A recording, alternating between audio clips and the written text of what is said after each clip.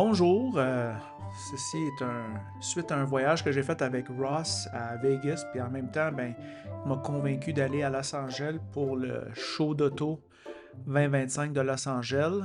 J'étais peut-être pas tout à fait 100% enthousiaste pour cette partie-là du voyage, mais quand j'ai été, j'ai vraiment aimé ça.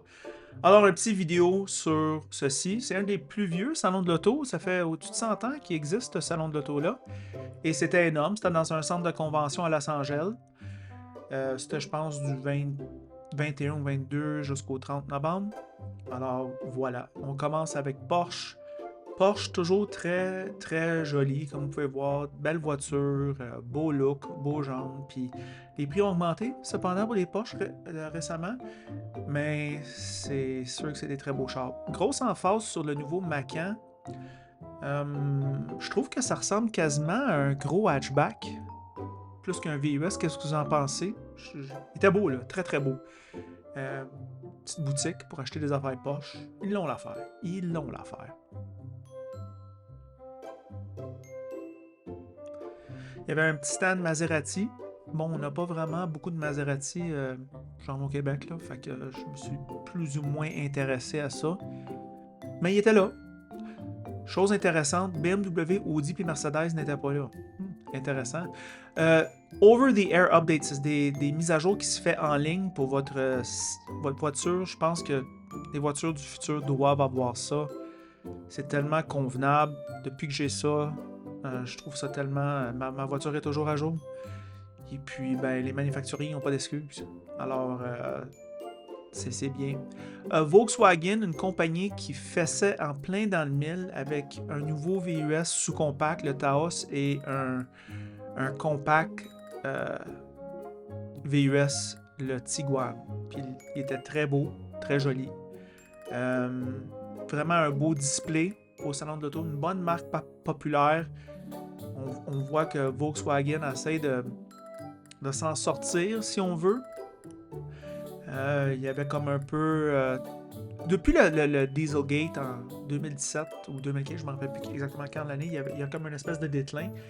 Mais là, c'est vraiment des beaux produits. Ma blonde s'est acheté un Volkswagen récemment, puis elle a beaucoup aimé.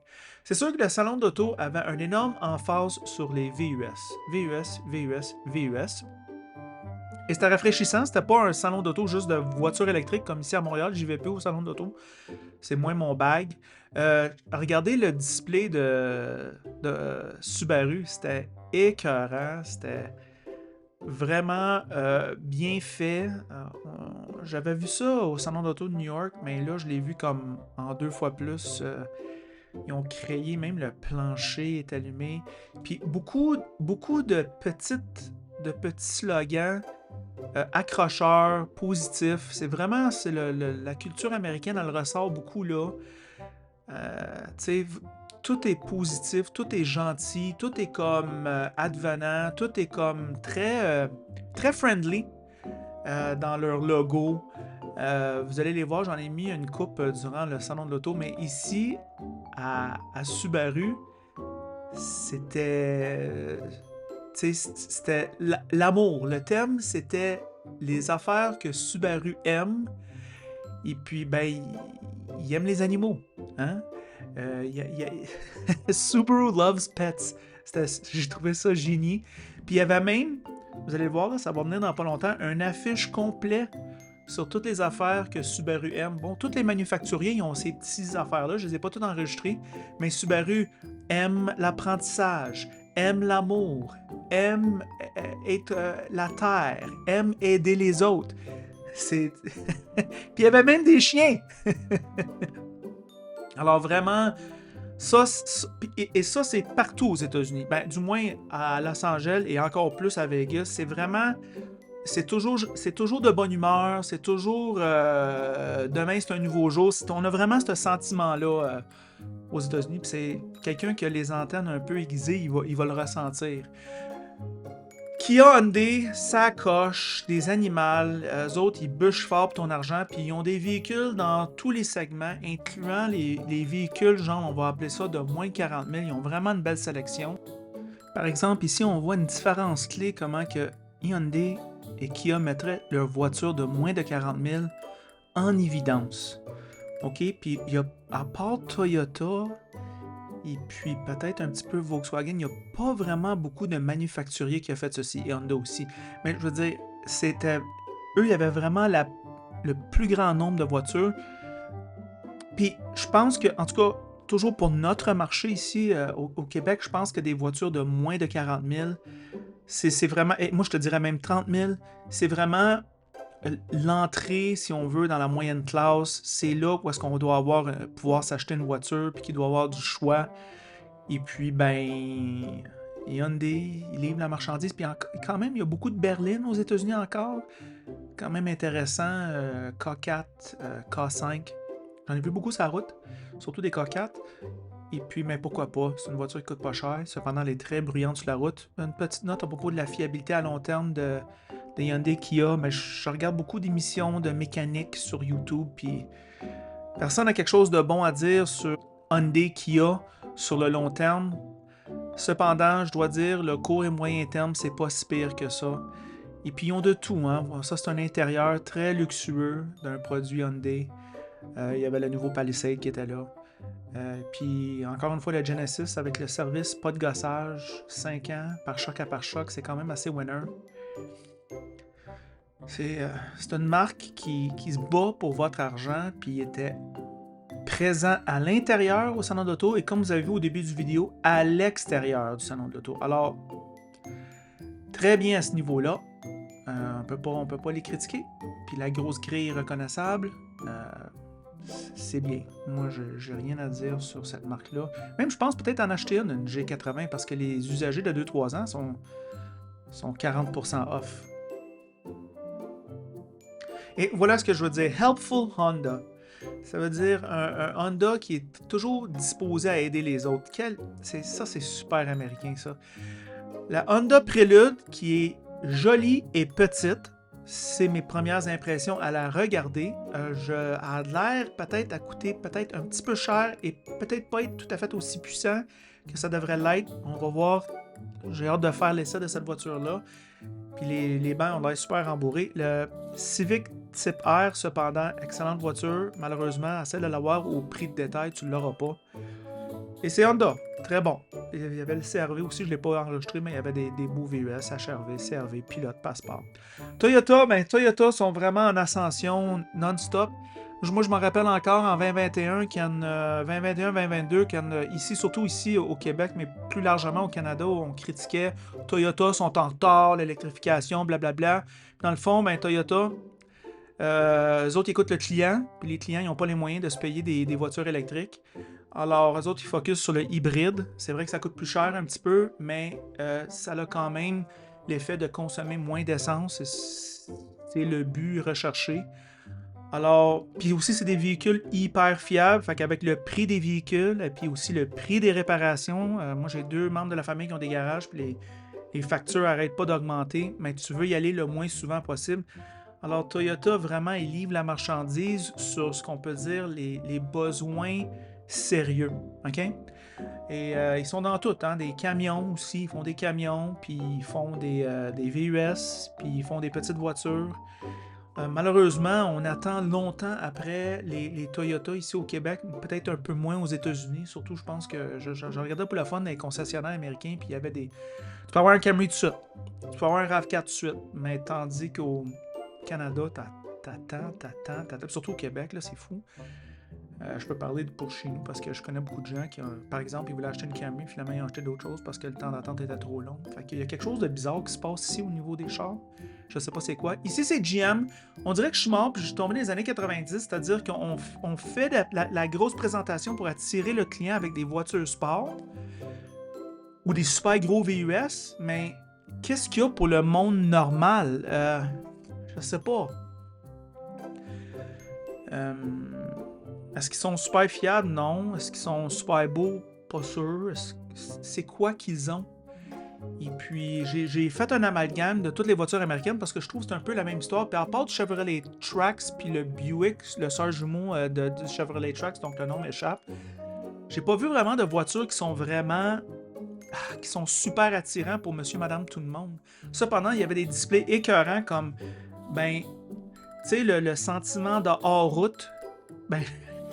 Vous pouvez le voir ici. J'ai jamais vu une route de même, mais cependant, on a des routes vraiment tout croche ici à Montréal, puis plutôt dans la région de Québec généralement. Et puis, ben, leurs véhicules sont très, très, très adaptés pour ces routes-là. Regarde ça. Hein? Ça contre les routes de Montréal. Je pense que lui, il va gagner. Hein? Donc, beaucoup de displays par rapport à les capacités hors route des voitures américaines. Pour moi, le top des États-Unis, je pense que ça demeure le F-150. Je pense que c'est vraiment le meilleur véhicule qu'ils font. Il y en a aussi d'autres, puis je vais parler un petit peu des voitures électriques de GM et Ford. Je vais donner un exemple. La Mach-E, c'est une très bon véhicule, je pense, au moins du court terme. Et puis, ben, ils vendent vraiment pas cher ici, ils essaient de s'en débarrasser. Et puis, ben, mais cependant, ils perdent de l'argent sur tous les véhicules. T'sais. C'est la même chose avec la Bolt, qui était dans le fond le meilleur véhicule, je pense, que GM a fait depuis une secousse. Puis, ben, c'est encore des choses qui perdent de l'argent dessus. Alors, c'est pas viable, ça. Je parle de ça quand je regarde ça de l'extérieur. Puis je me dis, bon, ben, à un moment donné, ils ont le droit de faire de l'argent, là, les compagnies. Puis j'imagine que c'est les autres véhicules qui payent le prix. C'est-à-dire la majorité des véhicules que nous achetons. Puis à ce moment-là, mais les véhicules qui sont moins chers, ben, ils sont plus vraiment payants parce qu'il faut que tu compenses pour les véhicules électriques. Puis que tu veux juste acheter un petit véhicule abordable que la majorité peuvent se payer. Puis c'est vraiment ça que c'est mon ressenti, là. Je veux dire, je partage mes pensées. Puis je le vois aux États-Unis, tu sais, quand je suis là, ben, ils ont cette emphase sur, ben, tous les véhicules sont là. Fait que une Kick, c'est vraiment pas cher, même si c'est en US, c'est vraiment pas cher. Une Kia, c'est vraiment pas cher. Puis l'essence, c'est pas trop cher non plus. Alors, c'était bien. On regarde ici encore Ford, beaucoup de VUS, beaucoup de petits camions. Le Maverick est beau, mais il est très bruyant sur l'autoroute. Et puis, encore cette emphase sur l'utilitaire. Encore une fois, regardez Ready, Set, Ford, ça, je trouve ça tellement cute. Mais il y a aussi cette idée de la voiture sport dans le milieu. Et puis, après ça, on va voir les autres modèles qu'on veut vraiment, qui sont plutôt vendus. Ça fait un peu années 90. Voilà la Mach-E, super véhicule. Mais si Ford le vendait au prix que ça coûterait 70 000. Et même aujourd'hui, c'est pour une bien équipée 4 roues motrices, c'est 60 000. Qui a les moyens pour ça? Je ne sais pas. Vous me le dites. Parce que moi, je suis prêt à apprendre. Si vous avez un point de vue différent, je voudrais le savoir, mais il me semble que ça coûte trop cher. Ça coûte vraiment trop cher. Après ça, ben, encore des camions. Parce que les gens aiment les camions et sont prêts à payer pour les camions. En tout cas, c'est pas mon bag, mais ils sont beaux. Puis maintenant, les camions, avant, c'était des outils de travail, mais ça peut être utilisé maintenant 7 jours semaine, right? T'as un véhicule pour faire tout. Volvo était là, puis je trouve, à part des beaux extérieurs, moi, Volvo, qu'est-ce qu'ils font de bon? Expliquez-moi, à part leur banc. Ils sont bons. Définitivement, tu t'achètes un Volvo, t'es pas un cave, là. Mais je fais juste dire que... Je sais pas. Ça, c'est Nissan, ça? Oui, Nissan avait des voitures correctes. Moi, je trouve personnellement le Rogue est très bon. C'est lui que j'ai fait en location avec entreprise pendant que j'étais là. Puis il m'a dit de quoi, les bancs étaient confortables. Le véhicule a très bien été. J'ai beaucoup aimé. Puis le Kicks, mais moi, je trouve que c'est un petit bijou de Nissan. C'est probablement un de leurs meilleurs véhicules, sinon le meilleur véhicule que Nissan font. Confortable, prix raisonnable. Surtout aux États-Unis, il était vraiment pas cher. Et puis, ben c'est ça. Un excellent véhicule. Ça, c'est la nouvelle Leaf. Encore une fois, un véhicule électrique. Bon. C'est ça. Vous me le direz si vous la trouvez belle, là.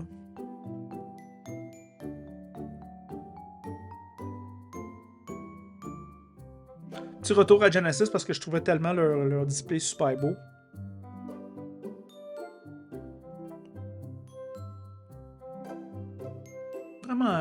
Vraiment un gros... tu sais, il y a de l'espace entre les voitures. Quand on est là, tu as le temps d'essayer. Puis nous autres, on était là le matin. Alors, il n'y avait pas grand monde. On a vraiment la chance de s'asseoir dans tous les véhicules. Et puis, c'était vraiment une expérience agréable. Voilà la Bolt. Mon père, il y a une Bolt. Je pense qu'il y a une 2018 ou 2017, je ne me rappelle plus laquelle. Elle va encore très bien, il n'y a pas eu de problème avec. Puis quand même, ça en dit gros. GM sont capables de faire des voitures fiables quand ils le veulent. Puis aussi, mais je suis allé à Vegas voir le Sphere. Puis ça, c'est comme une espèce d'écran de cinéma qui est fait comme en boule, except tu es à l'intérieur de la boule. Puis là, ça n'a pas rapport au salon d'auto, mais je vous montre ça pour le fun. Là. Puis voici quand tu rentres dans le Sphere, puis tu t'en vas aux différents étages, et il rentre au-dessus de 18 000 personnes dans le Sphere. C'est pété. Puis ça, c'est ça, ça a l'air. Là, le fond, ce que vous voyez là, c'est pas, il n'y a pas des vrais haut-parleurs, là, c'est toute l'image de l'écran, si on veut. Puis en même temps, Ross aime les Canadiens, on est allé voir les Canadiens à Vegas, c'était le fun. On a eu du fun là, on a rencontré on a jasé avec des gens là. Il y avait beaucoup de partisans du Canadien, curieusement, à Vegas. Fait qu'on a eu du fun. Alors, c'était ça notre salon de l'auto puis notre petit voyage. J'espère que vous appréciez le petit compte rendu. C'est juste une petite jasette. C'est comme on jase entre chums, puis c'est ça.